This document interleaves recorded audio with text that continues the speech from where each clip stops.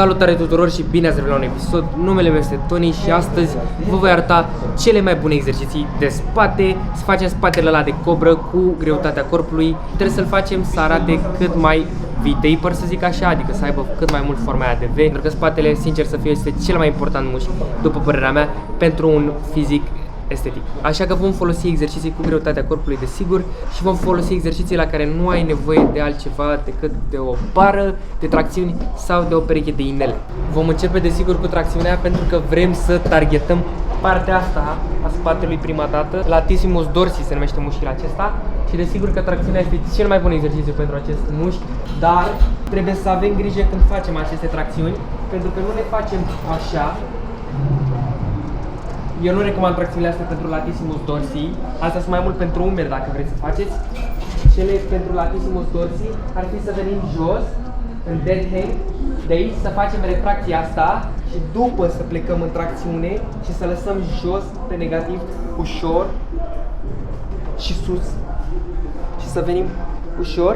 Dacă observați când mă duc sus aici, mă duc puțin pe spate ca să pot să strâng foarte bine spatele într-un fel și să strâng foarte bine partea aia de jos a mușchiului, adică să fie overall și partea asta de aici de jos ca să facem cobra și nu să fie doar partea asta de sus cum este de obicei în tracțiunea asta pe care o facem așa lat.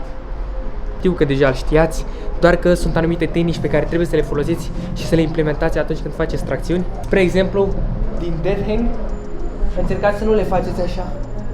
Încercați să le faceți mereu din retracție, cu șragul ăsta pe care l-am mai spus, dar în același timp încercați să țineți și antebrațele încordate ca să nu cauzeze o durere pe termen lung a coatelor. Deci există foarte multe accidentări în calistenice când vine vorba de coate, pentru că de obicei se inflamează de la exerciții când lăsăm brusc sau când aducem în hiperextensie, da? Când îmi cade mâna, cum ar fi.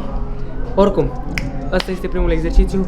Nu uitați să faceți șragul ăsta de aici, așa prima dată și după să mergem în tracțiune. Uitați ce se întâmplă la spate.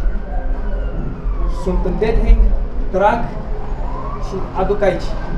Mă alungesc, ia uitați. Se strânge spatele cât mai mult și asta înseamnă că va lucra mult mai bine. La început, atunci când am început să antrenez tracțiunile, am avut o problemă și nu prea puteam să simt mușchiul că lucrează. Nu înțelegeam absolut deloc de ce lumea spune că tracțiunile lucrează spatele când eu simțeam că lucrează pieptul, adică era ceva fără sens. Și poate și voi sunteți la fel în acea situație cum am fost și eu, dar și pentru cei care sunt mai intermediari și mai avansați, o să vă spun să faceți acest lucru care să vă îmbunătățească conexiunea minte-mușchi și să reușiți să stoarceți din fibra aia musculară. Atunci când sunt în dead hang pe bară, adică atârnat, ca stau ca mortul, fac partea asta aici parțial din șrag și când vin sus mă opresc puțin aici și stau în izometrie. Izometrie însemnând că stau pe loc, am mai făcut un videoclip despre izometrie, stau pe loc. Am făcut doar partea asta de jos, să zic așa, a tracțiunii. M-am ridicat și rămân aici. Și atunci când rămân aici, ia uitați-vă la coatele mele. De aici din față le duc puțin în spate și vin cu pieptul puțin în față. Ce se întâmplă acum? Latissimus dorsi, adică mușchiul pe care vrem să-l targetăm, lucrează mult mai mult când venim aici în spate. Că stăm acolo 10 secunde, da? Fără să facem toată tracțiunea completă și facem doar parțial aceasta, o să simțim mușchiul cum arde.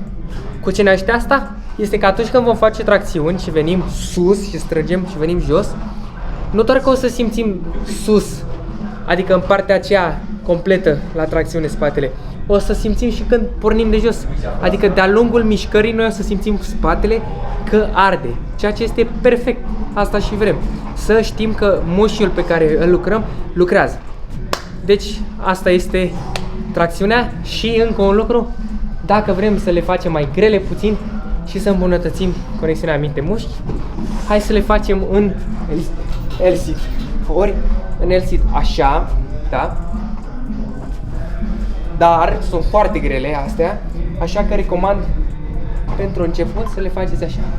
În tac L-sit, veniți și din nou încercați să duceți coatele în spate ca să simțiți spatele că lucrează, că dacă le țin în față nu o simt la fel de bine spatele cum dacă le-aș deschide puțin. Și acum este o altă parte a tracțiunii, adică alt exercițiu. Și acest exercițiu este pe partea de negativă, nu este pe pozitivă. Pozitiva e când am tras și negativa e când ne lăsăm. Deci, de ajutor ar fi ceva pe care să puteți să vă ridicați și să fiți mai aproape de bară. Și aici, pentru că am chestia asta, mă pot ajuta de picioare să sar, să rămân aici peste bară cu bărbia, iar de aici să mă las jos puțin de tot. Și formă să vin ea sus. Puțin de tot și sus. Puțin de tot și sus. Ia uitați ce se întâmplă. Eu, pentru că am cutia asta, boxa asta, o să vă ajute enorm dacă o aveți. Atunci când vin sus aici și mă las, știu că mă oprește boxa și vin undeva pe la mijloc. Aici trag înapoi. Mușchiul ăsta lucrează din greu să mă stabilizeze pe mine. Se poate vedea, da? Apropo, exercițiile astea sunt benefice și pentru cei care nu pot încă să facă tracțiune. Adică încercați să faceți negativele astea. Poate chiar să veniți până jos, în dead hang și până iară să săriți în ele, să veniți, pentru că gravitația vă oferă un avantaj enorm în această situație și va face tracțiunea mult mai ușoară. Ok, acum că am vorbit despre latissimus dorsi, haideți să vorbim și despre exercițiile care ne oferă grosime spatelui. Și desigur, ramatul este cea mai bună opțiune în acest caz, dar pentru că suntem de calistenice, nu avem ramat și de obicei noi cunoaștem acest exercițiu sub denumirea de australien. Dar nu facem australiene. Australienele sunt o regresie a tracțiunii normale. Dacă nu puteți face tracțiuni, sunt foarte bune australienele. Dar noi vrem să scoatem cât mai mult din spate, să-l chinuim, să rupem fibra ca să crească. Așa că la răus, adică la ramatul la inele, puteți să-l faceți și la bara dreaptă, dar eu nu am nicio bară joasă pe care să mă folosesc. Efectiv, când mă duc în rău, îl duc cât mai jos posibil și aduc coatele cât mai în spate. Adică australienele normale arată așa și diferența dintre asta este că aici încerc să țin traiectoria cât mai jos, să vin, să strâng cu coatele în spate și să vin înapoi. Da? Ar ajuta în acest caz să luați inelul nu așa, da, normal, să luați false grip, adică să încercați să veniți peste el, da? Se vine cu mâna peste inel, la bară dreaptă la fel, să veniți cu mâna peste bară, pentru că o să vă fie mai ușor să urmăriți traiectoria aceasta. Încercăm să ducem inelele la șold, cât mai jos în partea abdomenului. Exact așa ar arăta. Și ce interesant este că dacă vreau să fac mai ușor, îl fac așa, dacă vreau să-l fac mai greu, mă duc mai mult jos și fac de aici. Deci cam așa ar arăta exercițiul ăsta. Vin de aici, încerc să duc inelele jos la șold și să le țin acolo. O să simțiți și tricepsul că lucrează foarte mult. Frumos, vin înapoi. Aici. Se poate observa că lucrează din greu spatele și lucrează foarte, foarte mult spatele ca să ne stabilizeze. Pe lângă asta urmărește exact traiectoria de care avem nevoie pentru a îl face și a-i oferi un stimul să crească. Așa, și ajungem la ultimul exercițiu, băieți, care este, deci, la sală avem așa, aducem la spate, da? În calistenice trebuie să găsim o cale ca să putem să imităm această mișcare. Ce face această mișcare? Izolează spatele, adică nu mai intră și bicepsul și toți mușchii ăștia și nici tricepsul și toate grupele celelalte, intră doar spatele și abdomenul, desigur, pentru că în calistenice nu prea putem să izolăm perfect. Ne punem pe bară și facem un front raise, pentru că asta izolează cel mai bine spatele, da? La început nu o să puteți să faceți front raise-ul așa, pentru că este foarte greu. Este un exercițiu de intermediari. Așa că îl facem din retracție, de aici, din tac, adică cu genunchii la piept și de aici aducem în față, cu mâna dreaptă încercăm să facem acest lucru.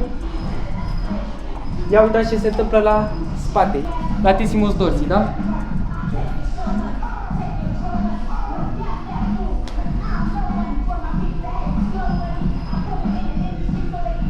Se vede clar că spatele este grupa musculară dominată în acest exercițiu, pentru că lucrează cel mai mult pentru a ne ține corpul drept și de a nu ne bălângăni, să zic așa, și să cădem din exercițiu. Deci cam astea au fost și exercițiile de astăzi. Dacă v-a plăcut acest videoclip informativ, să zic așa, Nu uitați să apăsați pe butonul acela de like. Dacă mai vreți videoclipuri cu orice grupă musculară, nu uitați să-mi spuneți și eu voi face. Așa că nu uitați să folosiți codul Tony12 pe Genius Nutrition dacă vreți să vă luați suplimente. Eu v-am lăsat, numele meu a fost Tony, Calisthenics is Power. Pa, pa!